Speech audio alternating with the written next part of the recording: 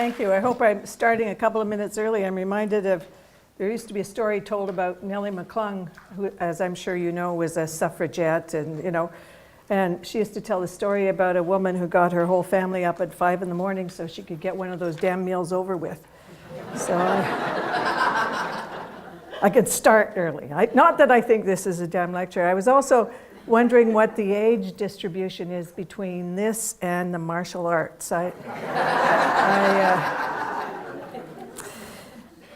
When I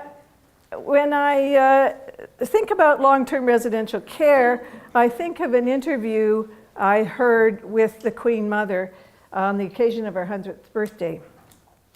And she was telling stories. And one of the stories she told was a story about visiting a nursing home and going up to a woman who was sitting there in a wheelchair and saying to her, "Do you know who I am?" And the woman said, "No, dear, I don't, but if you go to the desk, they'll tell you."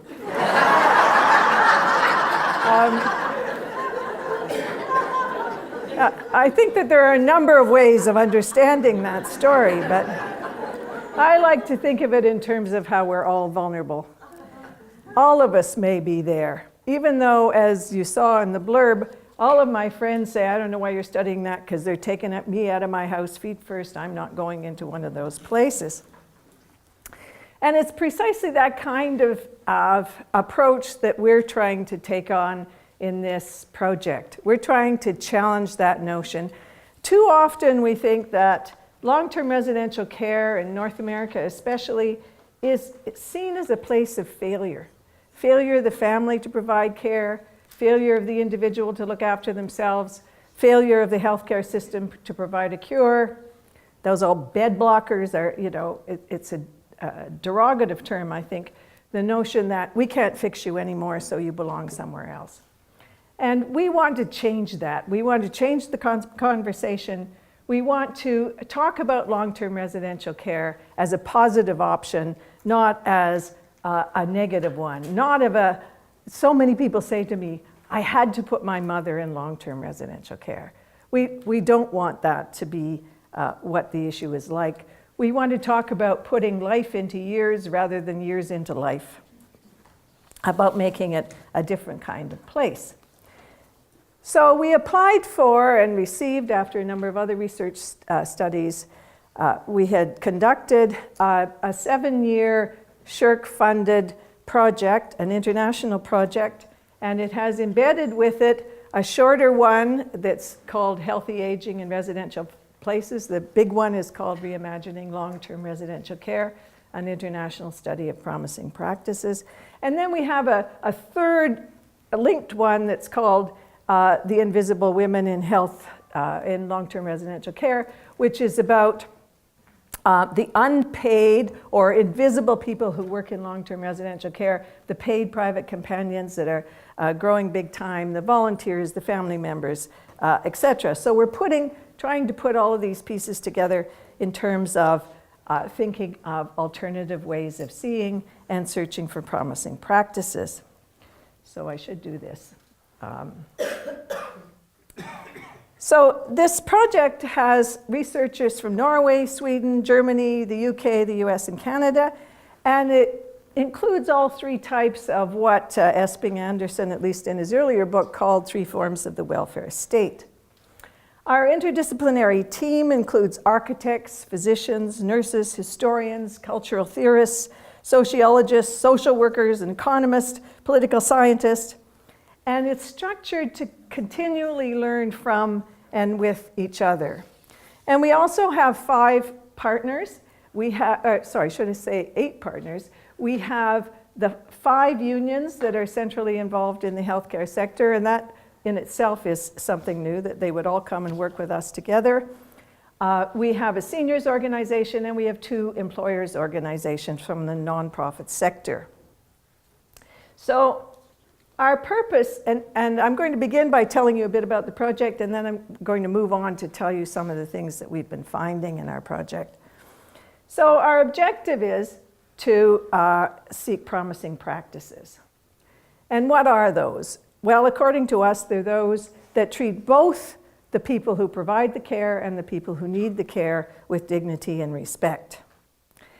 And for us, this means that dignity and respect means understanding care as a relationship that involves multiple players. That's families, volunteers, paid and unpaid care providers, a whole range of actors. And we want to understand those actors. We want to look at practices that support differences and equity. And of course, in a place like Toronto, this is becoming even more important as we go on. But it's not only, it's an international issue in terms of differences amongst the populations and residents and critical differences in terms of those who provide care.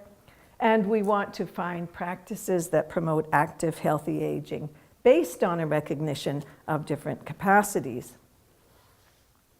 So we have, this is a huge project, as you can understand, with a whole lot of areas. And we tried to organize our work around 4 major themes, the ones that are listed here. But we also understand those as overlapping. So one is approaches to care, which is basically about what are the theoretical assumptions, what are the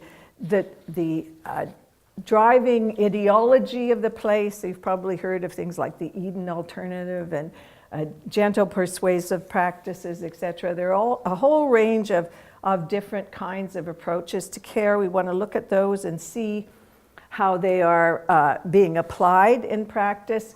We're looking at work organization. I think that explains itself. We're looking at accountability and governance, all of the new rules about reporting and regulations at different levels. And we're looking at financing and ownership. And we have overlapping themes like dementia care, et cetera, that are very important. And fundamental to our project, in addition to interdisciplinarity, is the notion of bringing fresh eyes. And we do this in a number of ways. One way is that each of these theme groups has people from different countries and people from different disciplines. And halfway through the projects, we made them change ship around. Half of them stayed in the group, and then half moved. So you got to work in a theme group with different people. Fresh eyes also in the sense that we are, and I'll explain in a minute the kinds of methodologies we use, but we are bringing people to look at different countries in multiple ways. And fresh eyes in the sense, too, that we have some people who have been working in this field for a very long time, and for some people who are brand new to the field, but who have a great deal of experience that they are bringing to bear. And it's really interesting to see how differently we see. And I'll talk about that again in a minute. So, here I was talking about our page numbers, and I'm already out of order. So our project has overlapping and complex layers in terms of our practices. We are in year 4 of the 7-year project. Well, actually about to go into year 5, ending in 2017. Where we started was with what we call analytical mapping, which is developing descriptions and analysis of what long-term care looks like in many jurisdictions. It's even hard in Canada, where long-term care is a provincial and territorial responsibility, to find out what's happening in every province, let alone go somewhere and find out what's happening around the world. And so we've been trying to develop those complex pictures that are not merely descriptive, but are also analytical. And we've been looking at these kind of theme areas, for instance, comparing financing and ownership. Our economist has an article coming out in the spring in Studies in Political Economy, for example, that looks at the very, very different fee structures for long-term residential care in Canada. The province really determines how much you pay and what that payment is based on in terms of Canada, and there's nowhere else you can go and look at it other than the work Martha McDonald has done that you'll see. So it's that kind of mapping, and this mapping goes throughout the project. For instance, we just have a paper that's coming out on assistive personnel internationally. So then we then began what we call the design stage, and the design stage is for a method that is a new method that some other people have been developing and that we are further developing. So we have been trying to develop tools and approaches for what we call rapid site switching ethnography. This is a complex and changing strategy that's developing it as we go along. What we are looking to try and do is to capture the rich complexity rather than strictly comparative single-factor data.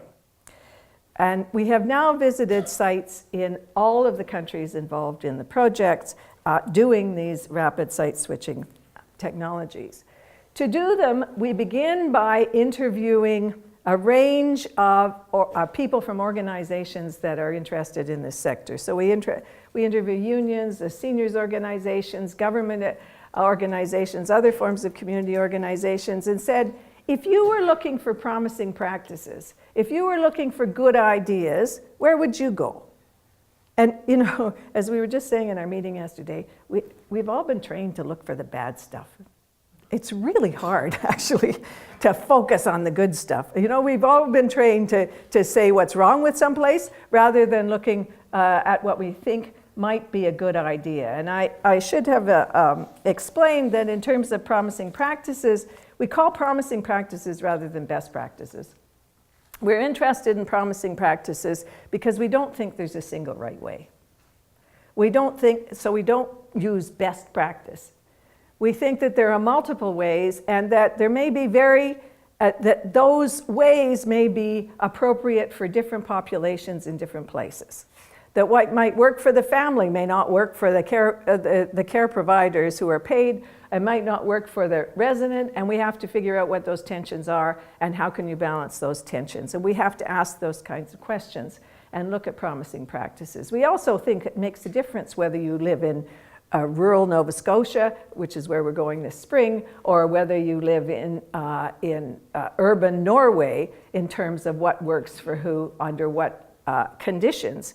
So we're looking for promising practices, for good ideas. We're not setting out to prove that this is absolutely the way you go, although at the end I want to talk about some things we would argue we have seen and would say that we need to go in this direction.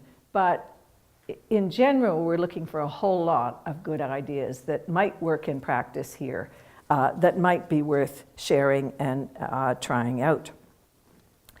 So I started by saying, how do we figure out which places we're going to go to? We do this by interviewing all these people and ask them why. Where would you go and why?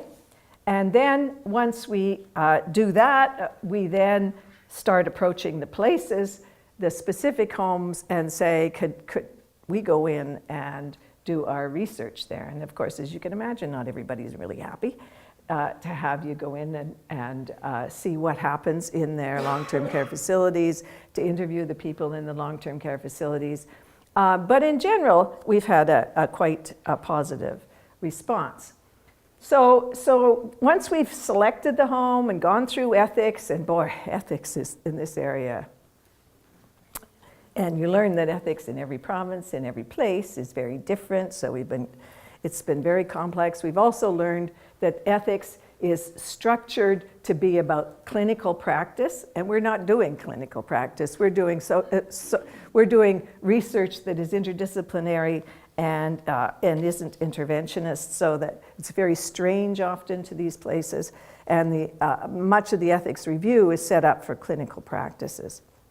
So we then investigate the context and structure of the place, and then we do some pre-interviews with the unions, with the managers, with the residents' council, with the family council, with the board. And then we go in over a week and observe, starting first thing in the morning and staying 24 hours at least once. We do so in teams of 2 in 2 different places. So there are 6 or 8 people cover each. We do 2 units, so 6 or 8 people cover those units over the course of a week. It's very, very intense. And after this is a team of 12. The team includes, it's mostly senior academics. This is another feature of this project. We have senior academics collecting primary data side by side with students, but we have more academics involved in doing these direct observations and interviews than students. And it's complicated when you figure out, what would you do in Germany? What would you do in Sweden? Because you know what, my Swedish isn't so good. So we had to figure out a strategy for this. So each team of 2 has a local who is both a literal translator in terms of language, but also a translator in terms of custom. You know, when you ask, for instance, when somebody's singing in Swedish, is this a traditional Swedish song, or is it really an ABBA version that I'm not getting? You know, that there's that we really have to. We had to figure out that as a strategy, but it's worked. It's really worked, and we've been into sites in all of the countries so far. We've done sites in Ontario and sites in Vancouver. We're about to do Winnipeg and Halifax, or actually Wolfville in the spring, and then we will have done most of our site visits, and I'll talk to you in a minute about what kinds of things we've seen. During these site visits, the group that's not actually in the facility observing and interviewing meets every night to talk about what we've seen and what we want to do. Halfway through the project, all 12 of us get together and do this. We spend a day talking about what have we missed, what did we think we saw, and it's really, really fascinating. You know, your physician sees something completely different from your historian, from your economist. It's like we'd all been in different places. It's fascinating to learn from each other in these kinds of ways. And the architect, you know, says, well, did you notice that? We think, no, I didn't see that. And it's really, really, really interesting, I think, to have done this. It's been an exciting, it feels a lot like summer camp afterwards, because you feel like you've really become close to people, and we've really formed a team in the process. I decided this is probably my last big research project. It was going to be fun, and it was going to be a real team, not a bunch of projects glued together, and I think we've worked that way. We analyze the material together. All of the primary data is accessible to everybody involved in the project, the students, and faculty alike, and I think we've been able to make this a genuinely collective process. Now, while we are trying to look for consistency in data collection, as you all know, that's pretty important, we also are looking for single things that we think might be good ideas, and we don't have to prove that they work. That in practice, we want to think about ways that they might work in practices and that might be worthwhile adapting. So what I want to talk about is some of the areas where we've found what we think are promising practices. I've already talked to you about what I think are promising practices, and I'm not going to do guided reading through my slides. So let me talk about one area that we think is absolutely critical, and that's food. If you've ever been in a long-term residential care facility, you know the big event is food. That food is mainly, in some places, it's the only thing that happens. But food is also can be a social event. It's not just about nutrition, right? It's not just about getting stuff in your body so that you don't die. It is the primary social event of the day, or at least should be. And so food is one of the areas we've been really looking at with a lot of care. And we have seen, I could tell you about the really bad practices, but as I said, we're trying to look for really promising practices, one that we think really works. And we think, I'll tell you something we're pretty sure is bad, and that's contracting out food. That it is really important to have food cooked on the premises, to cooked where people are, so you can smell it. I mean, all of the research tells us smelling the food is critical to your appetite, and yet some places have contracted out the food, so they're not only, it's not only cooked in a different location, but even in a different city. So we think that there has to be smells to tempt people to eat, and also that allows more individual choice and can offer you more flexible eating times and flexible seating. We've seen flexible seating times. We've seen, well, I want to show you this picture. I can't show you very many pictures because we have to keep these places confidential. This is a chef in the UK who was an absolutely lovely man who we have about 4 interviews with, actually. He said, you know, older people don't have big appetites. And what we keep producing are big plates of food. And in most of the places we've gone to, it's pre-served on a plate, and you know, you get a full plate in front of you. And older people say, it just exhausts me looking at all this stuff on my plate, especially when it's all mashed up. And I don't want to eat, right? So he said, and they were leaving half the stuff on their plate, and they weren't even eating. So what he did was start to produce these little things, right? And he'd go around, and what they found is people ate a lot more because they picked out what they wanted. They ate little bits, and they didn't get turned off in the same way. And they cook on the premises, and they get very stimulated, I think, by the smells and the look of the food in a way that is very important. I should go back to this.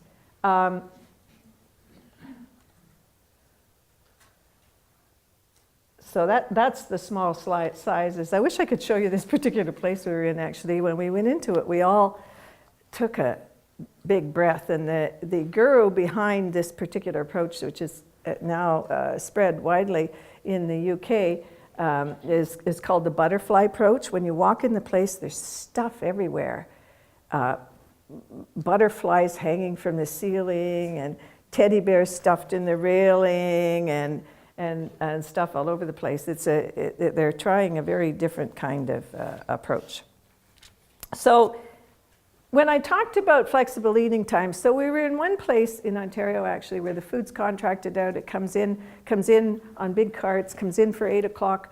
For 8 o'clock in the morning, they have to madly get it out because the trays have to be back on the cart and out of there by 9 o'clock. So it's, you know, whereas let's talk about Norway, and let me read you from some of the field note in Norway. This is actually from a student who's just finished her PhD after she did this. I watch Heidi making breakfast, bread and jam for one of the ladies at the table, and bread with thinly sliced cheese on top for another lady. Teresa brings in a third resident, and this woman has bread with a liver paste on top. Heidi pulls out the ingredients from the cupboard and the fridge as she works, telling me this is all very traditional Norwegian food. Do you like this food? She says to me. I don't understand it at all. Every day it's the same thing all their life. No change at all. I'm Filipino and we would never eat like this. I ask her if the residents ever say they want something else instead. No, but if they did want, we could make something for them instead. But they usually just eat the same thing. It's what they've always had. As we chat, Teresa comes in to collect another plate that Heidi has prepared. She's greeted very warmly by one of the residents at the table. She stops and gives her a hug and smiles at her before going to collect the plate. I ask her if they're being fed in their rooms because they're too sick. No, she tells me it's because they prefer it. They don't want to come out. We try to encourage them, but you can't force them to do what they don't want to do. That is the approach here. And she tells me at this point a Norwegian word explaining that's the concept that means you can't force anyone to do something. In Swedish homes, we saw people actually select food from an array, fill their own plates up. We were in a Canadian home where they had Suzy Q's. I don't know, they're like hot carts, right? This place had an open kitchen where you could see and smell the food being cooked. It was then put in hot carts, and the carts were taken around to individual tables. In another home, we saw that outside groups would come in sometimes and cook. So we saw a Buddhist in Vancouver when we were there. We saw the Buddhist community had come in and used the residents' kitchen to make a meal for anyone who was interested in the kind of food they were cooking. Often we don't, in some provinces we won't let that happen because they might be contaminated, and we were actually in a residence where they had locked up the kitchen for the residents because a family member had put a muffin in a microwave and it had burned, and so now nobody could get access to the. But what we're writing a lot about food preparation because we think it's absolutely critical to really focus on this, not in terms of what tends to be the focus of, which is about how much you eat and making sure the plate has 3 green vegetables. One manager here said to me, you know what? This resident got to be 93 and never ate broccoli. Maybe we can decide that they shouldn't have broccoli. We were in one home where they said, oh, no salt because salt, might give you a heart attack. And I said,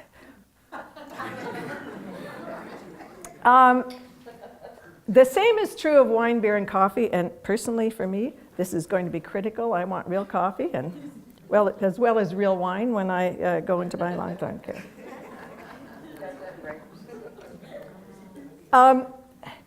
Before I go on to laundry, the other thing we saw, in addition to the emphasis on local ingredients and food and drinks available all day, again, when we point these things out, it's because we don't see this in a lot of places. But when food and drinks are available all day to a lot of people who are around, staff sometimes sit down with residents and drink a coffee in a way that is encouraged by that kind of availability, or families, for instance. Another interesting thing we saw in Norway was where, as you probably know, the food is really expensive, that they have a kitchen open to the community, the seniors in the community, who will come in and get this very inexpensive food and eat, and then get company in the residential care facility, and brings in other people into the community. Another thing about dining that we saw that I think is very important, we saw in Sweden, for instance, the same woman who had gone over in her walker and filled her plate, then walked over to the dishwasher and put her dishes in the dishwasher. That it was much more like being at home. Feel like you're participating. For women especially, it feels that it was what they've been doing at home for a long time. Well, maybe some men are filling the dishwasher too. But that I think it's that this notion of participating. In Germany, we saw a woman in the dementia ward who was slicing up the onions for dinner. We wouldn't allow that because we'd say it's too risky. But it makes them feel like they're participating. We think it's a really interesting idea to follow up. And on the wine and beer thing, we said, well, isn't this a problem? Don't they get excited? And they said, no, it relaxes them, they sleep better, and we can often reduce the medications. We've been in homes where you can't have coffee, and then you've got to give them something for constipation, Anyway. So let me talk about laundry. Now, laundry seems pretty mundane, right? Well, laundry is one of the big sources of the smell when you go into long-term care facilities. That and carpets that are stained. But laundry in the hallways stinks. And what we saw in Sweden, well, the other thing I should say is that it's the most frequent complaint we hear from the family councils. They say they lose my mother's clothes. They give my mother some man's shirt, and my mother's good silk blouse is on someone who's half her size down the hallway. They say they wreck the clothes. We hear always when we talk to family council members, one of the big issues is clothes. In Sweden, what we saw was that there was a washer and dryer in they're called apartments, as opposed to residence rooms. So the residence laundry is done in the residence room. Eliminating the time involved in sorting, eliminating lost clothes, and eliminating this problem of the clothes being washed in a way that wrecks them. Because when you put them in a big commercial laundry outfit, you know what happens, right, to your clothes. But also it reduces injury for the workers who do laundry, because you're not doing huge, heavy laundries, you're doing smaller loads of laundries. Now, it seems like, oh, this would be a horrible expense, but just think of the expense of, in terms of time, of sorting the laundry, collecting it all and then sorting it out. And we've seen long rows of laundries being sorted. And the cost in terms of injury when you're doing big, heavy, wet loads, we think that there's some really creative ideas in terms of laundry. And in fact, we're focusing on laundry right now in part of our research section. And I think this also illustrates how we're trying to think about both residents, families, and workers at the same time when we're talking about promising practices. I wanted to talk about music therapy. Did anybody see Alive Inside, the documentary that was shown in Toronto during the film festival, which was about iPods? And it all seems like a miracle, actually. The music, it's about the use of iPods and music with people who have dementia, especially people who have Alzheimer's. And we think that that's a good idea for sure, and we've seen lots of that being used. But what we saw in Norway kind of blew us away in terms of music therapy. Most of the places that we've been in have some form of music.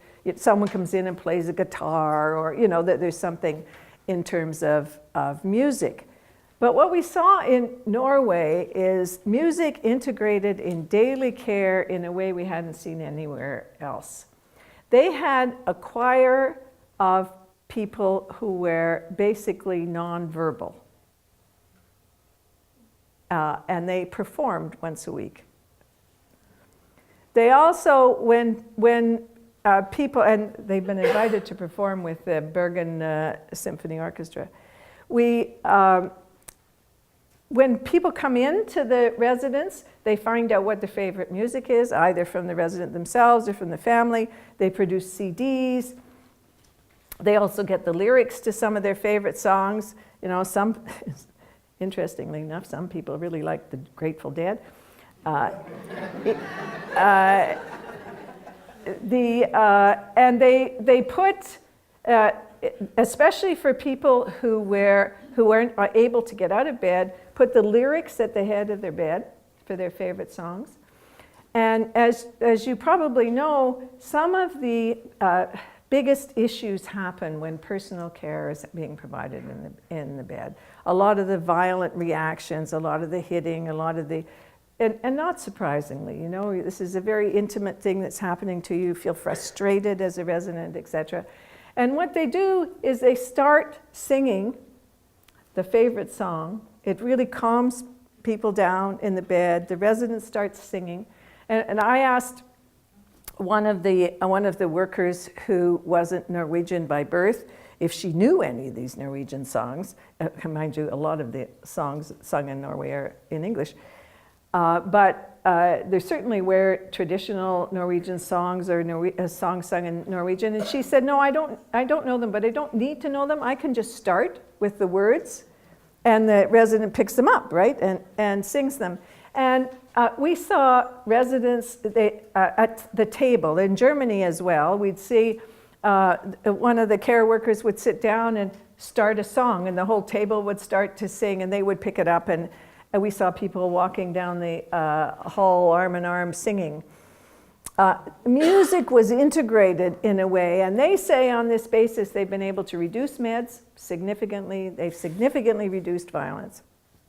And the research is starting to show that music can be a very, very powerful tool in long-term residential care. It can make you feel good, right? I mean, and And it's the last thing to go in your brain, is what the research is suggesting, because it isn't located in a particular place. It's located everywhere. So at the end of this, we're going to sing Row, Row, Row Your Boat together. We saw in Norway, they had a dance one day right outside where they had sort of given us a little office. And the dance they had a live band, and the care workers were dancing, care workers' families, residents were dancing, the care workers were dancing with people in wheelchairs and things. Music was quite differently integrated. Let me talk about space. Space is a really important issue. I told you we had an architect, but we also are very interested in the construction of space and what space means for the resident, what space means for the people who work there, what space means for the family. And we visited this incredible place in Norway where, let me read you another set of field notes. Walking inside the center, I was immediately struck by its modern, spacious, and well-lighted design and the striking array of colorful children's art which decorated the walls directly fronting the long-term care facility, all of which celebrated the upcoming Norwegian national holiday. Also notable upon entering the central lobby was the multiplex cinema, advertising new feature films, a geological display of local minerals, an attractive luncheon cafe, and an ice cream parlor at the center of the facility, a large basement-to-ceiling rock climbing wall. Not many of the elders were doing that. And a sizable aquatic facility complete with large curving water slide at its end. Children were moving in and out of the facility to visit the public library at one end, to take music lessons, to buy ice cream, or to attend swimming lessons. The sound of their voices, as well as accompanying music from the practice room, permeated the center. Immediately, I was struck by how different the intergenerational ambience of this facility was from any others I had visited. As these notes go on to explain, the space allows residents to be part of the community, even in bad weather. So these notes say, residents may walk with indoor shoes, as they call it, between the culture center, remember this is northern Norway, snow, the nursing home, and other facilities. Straight across a square is the shopping mall, comprising a grocery, bookstore, and other businesses, next to a hairdresser, post office, and cafe. Adjacent to the same square is the local church. The municipal administration also has offices nearby. So the proximity of these attractions means that families can easily combine outings. As an assisting nurse said to us, so if you have children that you're driving to the cultural school, you can go and you can visit your parents, or if you're going shopping to the shopping mall or whatsoever, it's easy to go and combine the two things. And that kind of integration is really important. And there was a period in Canada where we thought what we should do is send older people out to pasture. You know, we built these places in the middle of a field. I was in a fantastic place in Wales, actually. It was right on the ocean, and the director had the idea, had heard that there were some hang gliders that were going to be learning how to hang glide and practicing and stuff in the water. So she went to them and said, if you do it right in front of our place, you can park free. So it was, something to watch, and boy, and there was a big boardwalk along the water that made it fantastic in those terms. Many of the places we were in Norway and Sweden were, as I said, apartments rather than rooms with their own washroom, in the same place I was just describing in Norway. Every room had a door directly into a garden, and the garden was enclosed, so there wasn't the issue of exit seeking. We've also seen, and I'm told that we're about to see this in Nova Scotia when we go there, is a philosophy that says you have to get rid of the nursing stations, that nursing stations make it look really medical, that people in wheelchairs can't see over the nursing station, they can't see who's on the other side. that the staff congregate there, and people feel, they congregate there often because they're having to do paperwork and stuff, but it feels like to the residents that, you know, they're hiding out there behind us in this nursing station. So we certainly saw, and we saw good staff rooms. It was, space is really important, and we often don't think of this. In this one place we were in Norway, the same place with this wonderful description, it was all modern Scandinavian furniture. Every other home we'd been in had older furniture, you know. And so we said, why is this? They said, well, we want it to be a home that they're proud of, a home that makes them think of the future, not thinking only of the past. It's an interesting question, right? How do you furnish a place? Should it be what you remember? Although I have to say, some of the stuff in these homes, nobody in that home is old enough to remember. We also saw medication cabinets in individual rooms. And now I'm told we're also starting to do this in Nova Scotia as well, but we saw this, we didn't see this in Ontario, we didn't see it in BC. And the idea, that doesn't mean it's not there, it wasn't in the places we were in, that's all. In this home in the UK, it was the place with the butterflies, they had the medication cabinets in every room. And so when we were interviewing the manager, she said, when I was the first care home to put drug cabinets in the room and to do away with drug trolleys. Now, the thing about drug trolleys is, first of all, they block the hallway, right? It's hard to get up the hallway. Secondly, it really makes this look like a hospital.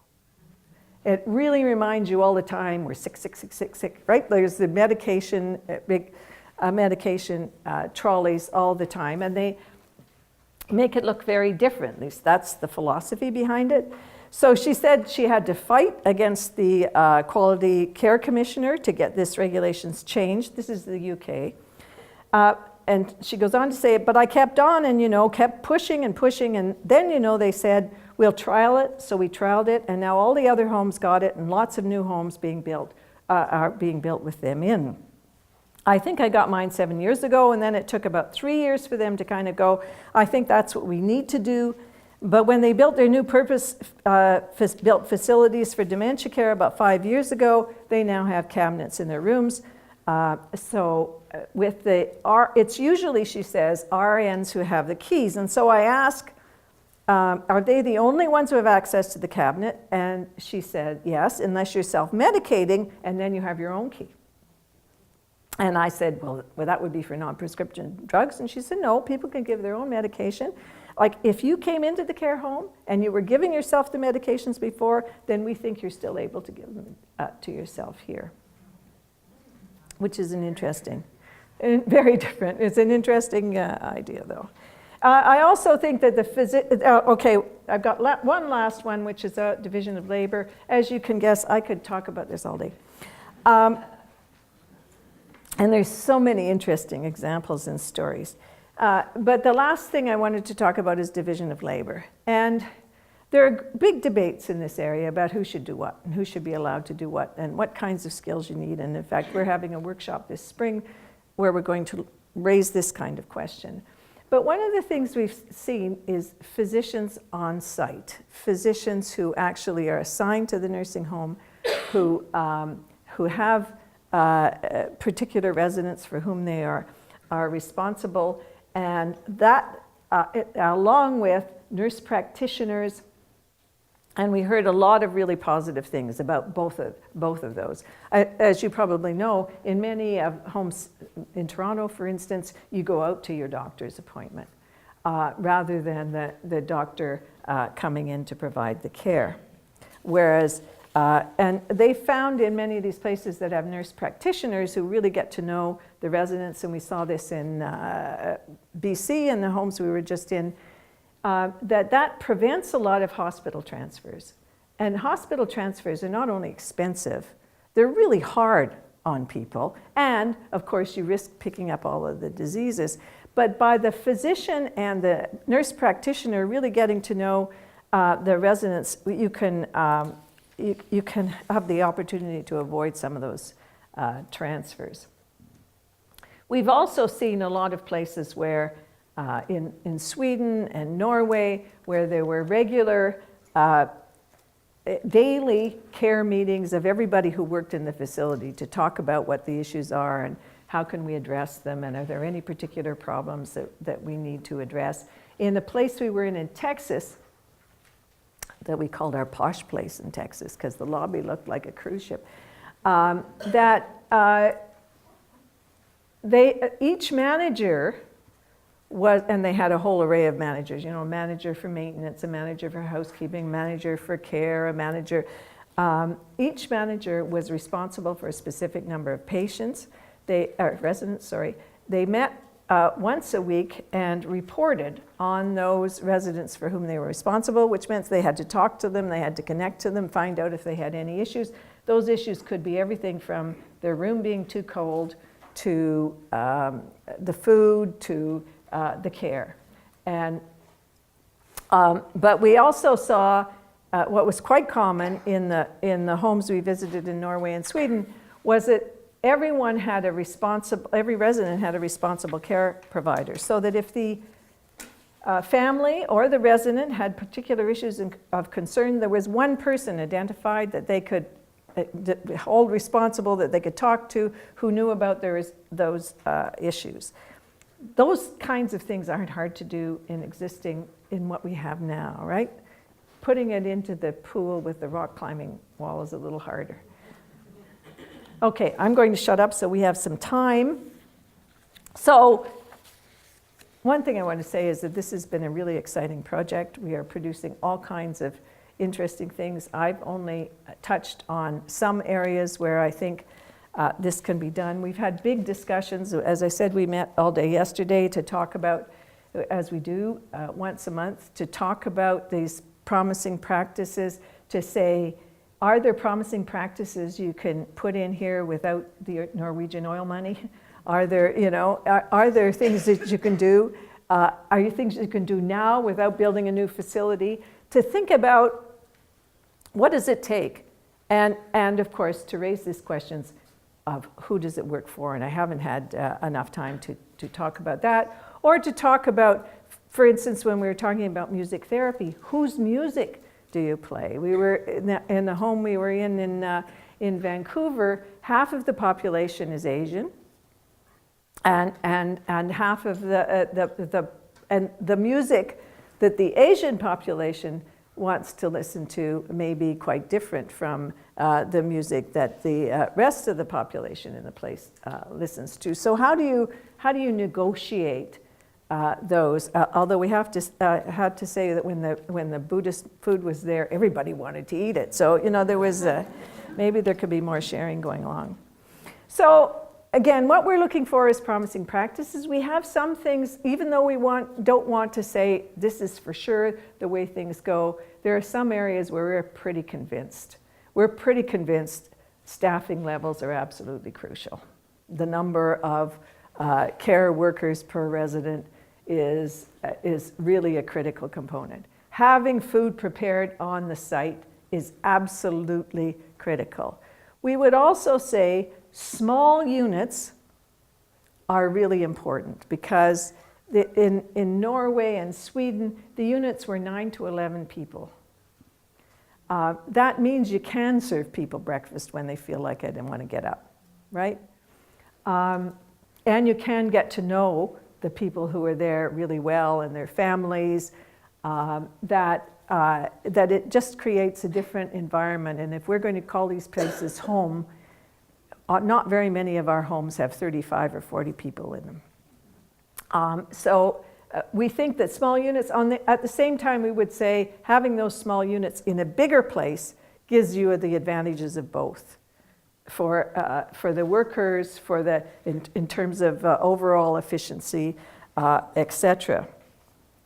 So those are some things that and we think that you should pay a lot of attention to how the place is physically built, how it's, what kind of furniture and decor you do, and where it's located. It needs to be located in a place that people can easily get to and that people can easily get out of. we would argue. So we have some conclusions that we'd be prepared to argue. Given the number of places we've seen and the number of interviews we've done, that these are pretty clear principles. On the other hand, the others are ideas, good ideas. They may or may not work, and they may not work for everyone. And we have to recognize in doing this that there are always tensions. That, you know, the resident who wants to smoke, you know, does not have the same interests as the resident who doesn't want you to smoke, right? So we have to think about those tensions as well, but we really think that we have to focus on putting life into years and not years into life. Thank you.